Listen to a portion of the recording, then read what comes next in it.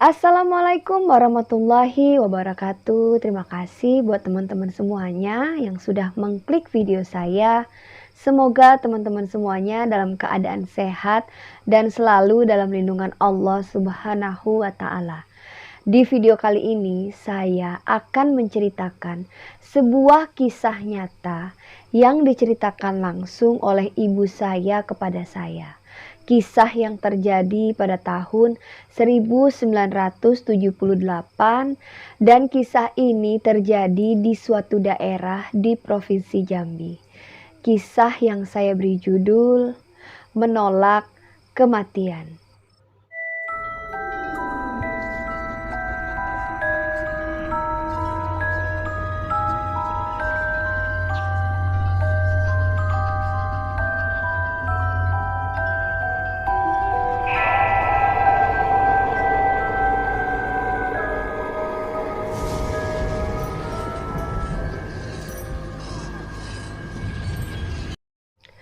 Kisah ini terjadi pada seorang wanita, kita sebut saja namanya Bu Minah. Bu Minah ini memiliki seorang suami dan mempunyai 3 orang putra dan putri. Bu Minah sosok yang pekerja keras dikarenakan memang kondisi suami Bu Minah memiliki keterbatasan. Jadi pada saat Bu Minah dan suaminya melakukan pekerjaan di salah satu pabrik di daerah Jambi, suami dari Bu Minah ini mengalami kecelakaan pada saat bekerja. Jadi kaki sebelah kiri dari suami Bu Minah cedera dan mengalami lumpuh total. Jadi otomatis suami Bu Minah ini tidak dapat menunaikan kewajibannya sebagai seorang suami dan seorang ayah, dan tugasnya diambil alih oleh Bu Minah. Jadi Bu Minah yang menggantikan sosok suaminya untuk mencari nafkah. Bu Minah yang tadinya bekerja di salah satu pabrik kayu di Jambi, akhirnya memutuskan untuk berhenti bekerja dan memberanikan diri untuk membuka warung makan yang letaknya juga tidak terlalu jauh dari lokasi pabrik tersebut. Akhirnya Bu Minah membuka warung makan kecil-kecilan. Jadi memang usaha Bu Minah ini dirintis dari nol. Berkat usaha dan kerja keras dari Bu Minah, perlahan usaha tempat makan Bu Minah mulai perlahan ramai. Dan otomatis keuangan dari keluarga Bu Minah mulai meningkat. Pada saat keuangan dari keluarga Bu Minah mulai meningkat, kondisi kesehatan Bu Minah pun terganggu. Jadi Bu Minah mendapatkan sakit yang boleh dikatakan cukup aneh. Perut Bu Minah semakin hari semakin membesar. Dan Bu Minah mulai merasa tidak nyaman dengan penyakit yang dideritanya. Bu Minah mencoba untuk memeriksakan diri ke rumah sakit. Namun pada saat diperiksa oleh salah satu dokter di rumah sakit, penyakit dari Bu Minah ini tidak diketahui. Dan akhirnya Bu Minah mencoba untuk mencari tahu penyakitnya apa ke orang pintar atau Pak Ustadz yang rumahnya juga tidak terlalu jauh dari Bu Minah. Di sini dikatakan oleh Pak Ustadz ini penyakit dari Bu Minah ini hanya penyakit perut biasa. Namun semakin hari kesehatan dari Bu Minah semakin menurun. Kurang lebih 3 bulan setelah Bu Minah mulai merasakan sakit yang aneh, Bu Minah sudah tidak bisa beraktivitas seperti biasa. Dan akhirnya Bu Minah hanya bisa terbaring di tempat tidur. Padahal pada saat itu kondisi warung Bu Minah sudah mulai ramai. Di sini Bu Minah merasa seperti Allah tuh tidak adil kepadanya. Di saat keuangan keluarganya mulai naik, Bu Minah juga baru saja membeli sepeda motor ya. Dan Bu Minah juga berniat untuk merenovasi rumahnya. Namun memang belum sempat terwujud dikarenakan memang kondisi kesehatan dari Bu Minah ini yang sudah mulai menurun. Jadi Bu Minah di sini merasa kecewa dan tidak terima. Jadi dia marah kenapa di saat dia sudah mulai kondisi keuangannya sudah mulai meningkat, dia dikasih cobaan oleh Allah, dikasih sakit yang menurutnya sakit yang tidak masuk akal. Melihat kondisi dari penyakit Bu Minah yang semakin hari semakin parah dan Bu Minah pun juga kondisinya semakin lemah. Jadi pihak keluarga dari Bu Minah ini silih berganti datang untuk menemui Bu Minah dan mencoba untuk mendoakan Bu Minah. Di sini kembali Bu Minah marah, dia nggak terima. Di saat keluarganya mendoakan Bu Minah yang sudah terlihat lemah, dia semakin marah. Kenapa Allah tidak adil sama Bu Minah? Di sini keluarga Bu Minah mencoba untuk menenangkan Bu Minah dengan menuntun Bu Minah untuk istighfar, melafazkan nama Allah dan mengucapkan sholawat. Di sini kembali Bu Minah marah dan gak terima karena ia ingin sembuh, dia tidak ingin sakit. Singkat cerita, setelah beberapa hari kondisi Bu Minah yang sudah mulai terbaring lemah dan semakin kritis, pihak keluarga, anak, dan suami Bu Minah memiliki firasat bahwa memang umur Bu Minah ini sudah tidak panjang ya. Boleh dikatakan memang pada hari itu sepertinya memang sakaratul maut sudah hampir mendekati Bu Minah. Nah, jadi keluarga pun sudah mulai berkumpul mendekati Bu Minah dan membacakan Yasin untuk Bu Minah. Di sini hal yang menurut kita, orang yang ibaratnya sudah sakaratul maut itu mungkin tidak akan mampu melakukannya. Semakin keluarga Bu Minah ini menuntun Bu Minah untuk istighfar, membaca sholawat dan syahadat, semakin keras keinginan Bu Minah ini untuk yang tadinya tergolek lemah di tempat tidur. Dia ingin duduk dan berdiri sambil mengatakan, aku gak rela mati, aku gak ikhlas mati dan gak redo mati. Anak-anak Bu Minah mendengarkan Bu Minah mengatakan itu menangis histeris dan meminta ibunya untuk istighfar kembali. Namun memang pada saat Bu Minah mencoba untuk bangun dan berdiri, disitulah Allah mengambil nyawa Bu Minah dengan keadaan yang boleh dikatakan tidak wajar. Jadi Bu Minah meninggal dalam kondisi yang berdiri dan mata yang melihat ke atas. Melihat kondisi meninggal Bu Minah yang dirasa kurang wajar, suami, anak, dan pihak keluarga Bu Minah merasa sedih dan merasa ketakutan karena memang terlihat jelas di sini bahwa Bu Minah tidak ingin meninggal dunia. Pagi Bu Minah meninggal dunia, siang pun Bu Minah langsung dimakamkan. Pada malam hari, Bu Minah pulang ke rumah. Arwah dari Bu Minah jelas terlihat pada saat keluarga Bu Minah melakukan tahlilan.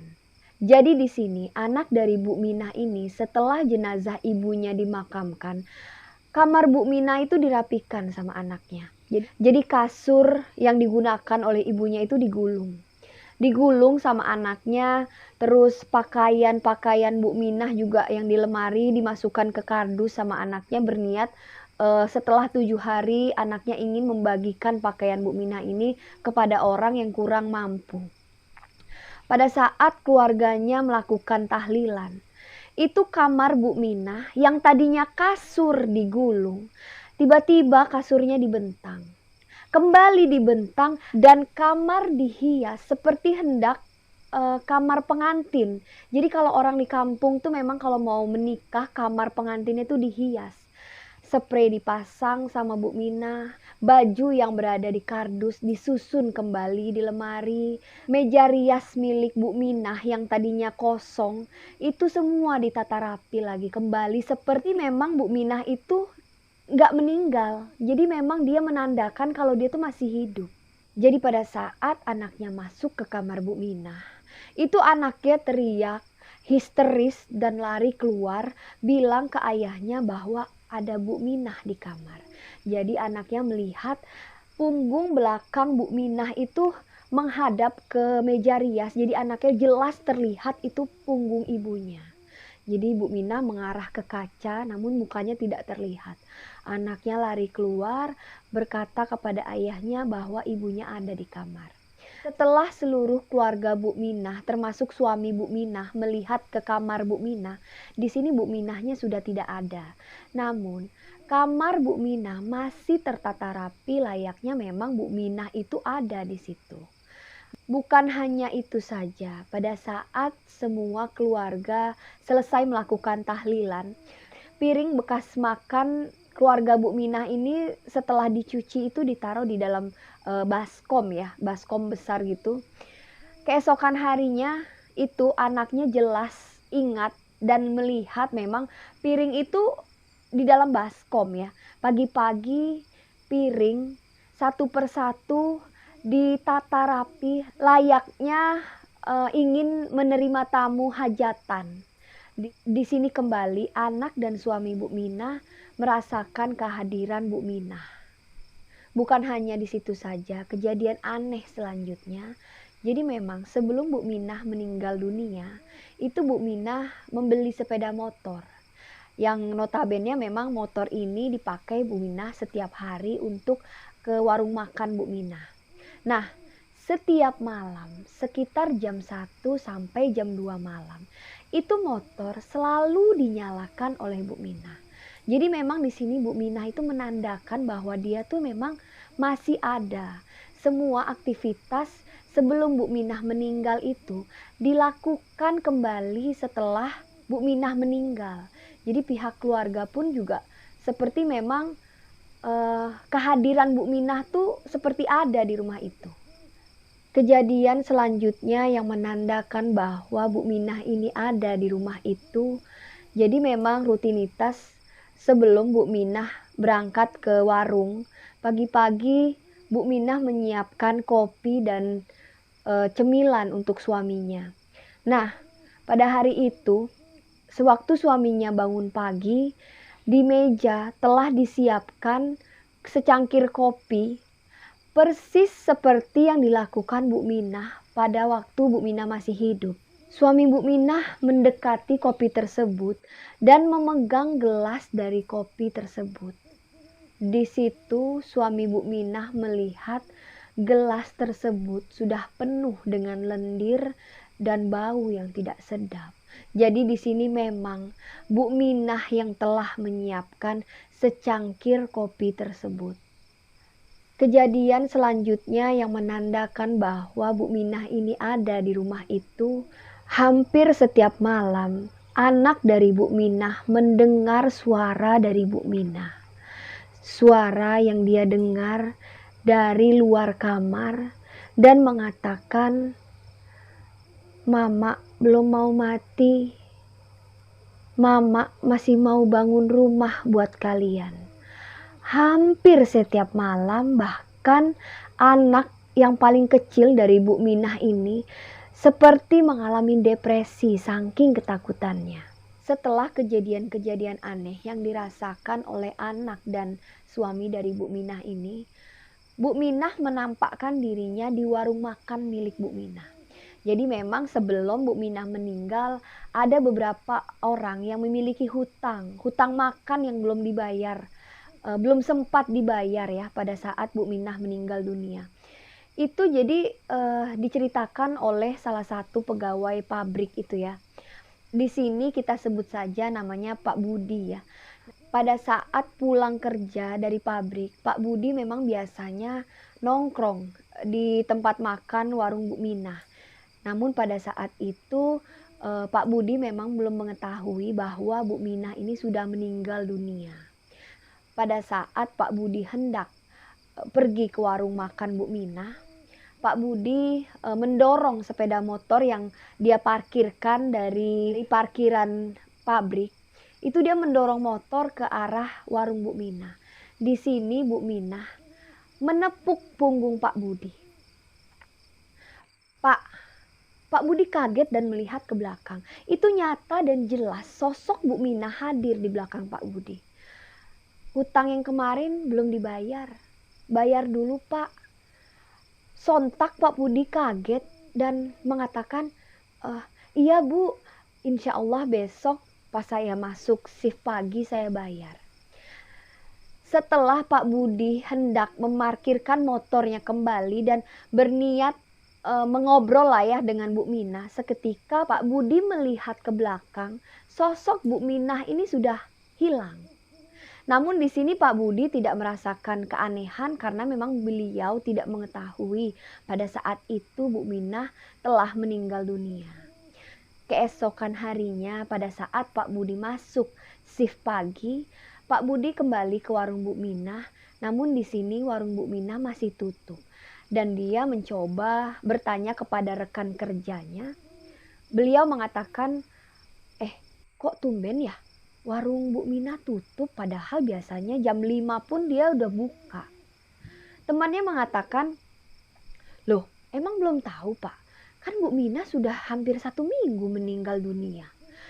Sontak Pak Budi kaget dan mengatakan, hei, semalam Bu Minah ada kok. Dia menagih hutang ke saya, makanya saya pagi-pagi sekali ke warung Bu Minah ingin membayar hutang. Di sini temannya kaget dan seperti kebingungan. Yang benar, orang udah 1 minggu kok Bu Minah meninggal dunia.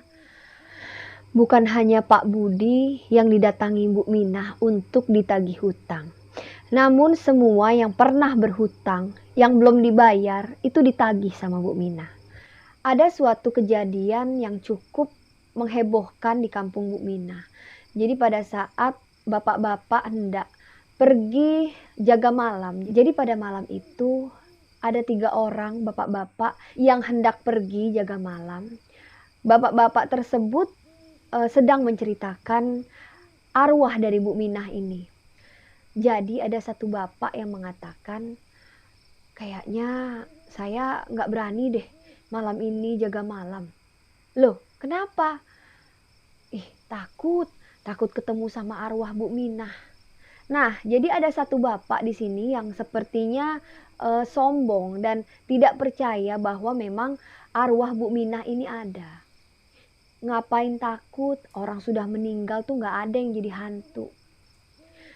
Mendengar perkataan seperti itu, tiba-tiba dalam hitungan 5 detik lah, itu bapak-bapak yang sedang berjalan menuju pos ronda ditimpuk.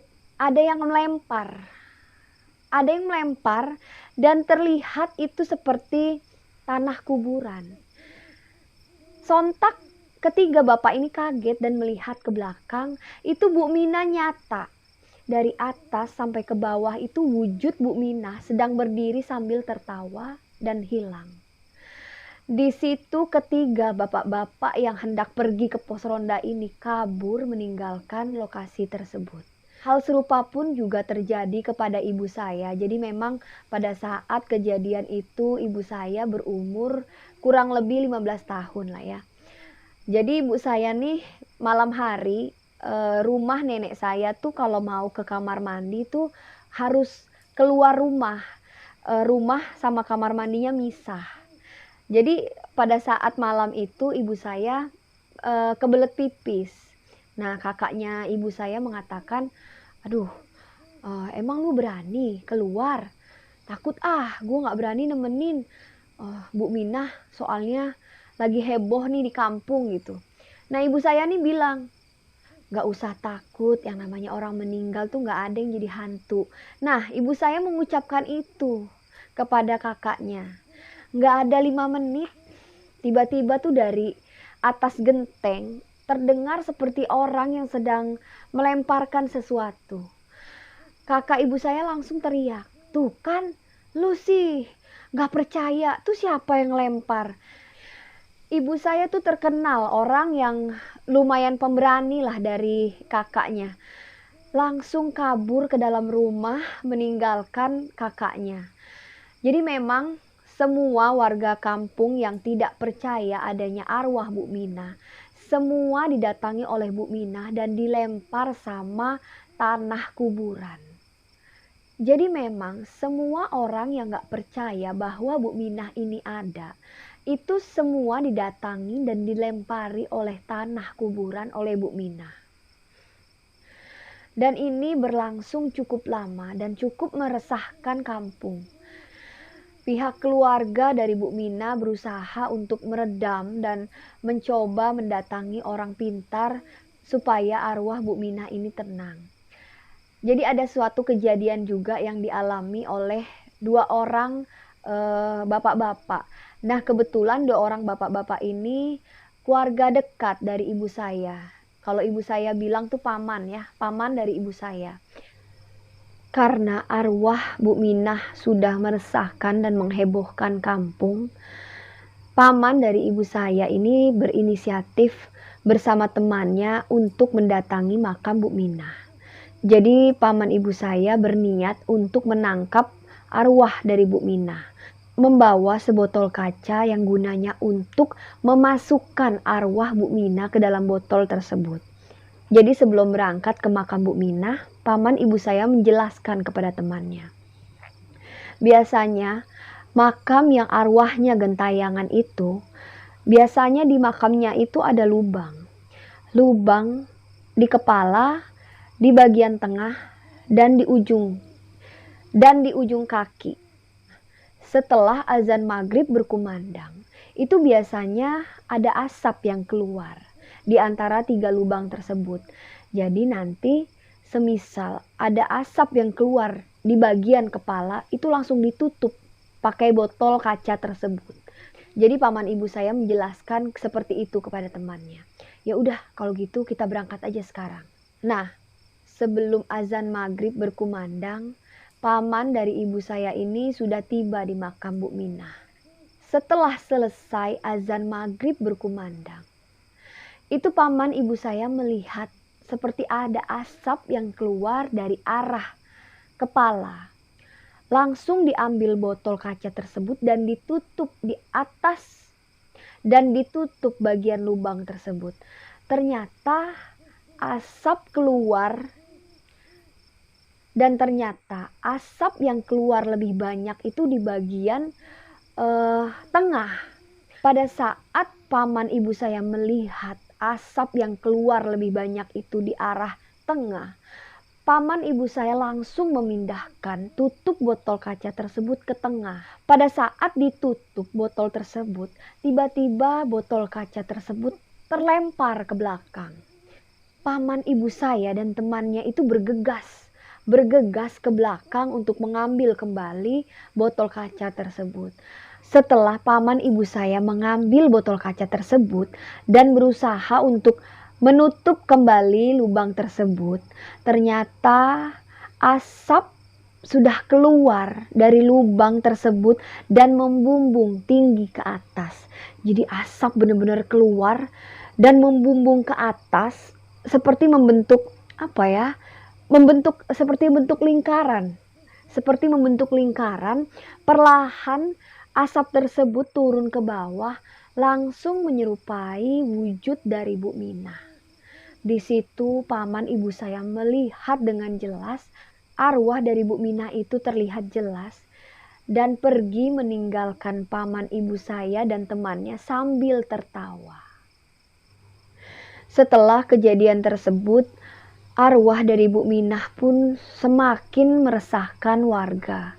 Jadi pihak keluarga berinisiatif untuk mendatangi makam Bu Minah dan mengajak warga yang lain untuk membacakan Yasin selama kurang lebih 7 hari. Setelah makam Bu Minah dibacakan Yasin selama 7 hari, akhirnya perlahan arwah Bu Minah sudah mulai menghilang dan sudah tidak mengganggu warga kampung, anak dan suaminya. Nah, begitulah kisah yang dapat saya sampaikan. Kisah nyata yang langsung diceritakan oleh ibu saya.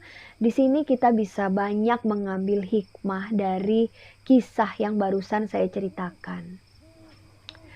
Setiap yang bernyawa pasti akan mati. Bagaimana sikap kita sebaik-baiknya mempersiapkan diri menuju kematian itu. Jangan sampai seperti Bu Minah yang menolak sendiri kematiannya. Terima kasih banyak saya ucapkan buat teman-teman yang telah mensupport saya. Yang baru gabung jangan lupa klik tombol subscribe, nyalakan loncengnya supaya apa? Supaya nanti kalau saya mengupload video terbaru kalian mendapatkan notifikasinya. Jangan lupa klik like, komen, dan jangan lupa juga untuk di-share ke media sosial teman-teman lainnya. Nah, buat teman-teman yang ingin membagikan kisah misteri yang kalian alami, boleh kalian DM ke Instagram saya. Instagramnya sudah saya sematkan di atas. Dengan senang hati saya akan menceritakan kisah misteri dari teman-teman semuanya. Saya Rahayu Fajri, pamit undur diri. Wassalamualaikum warahmatullahi wabarakatuh.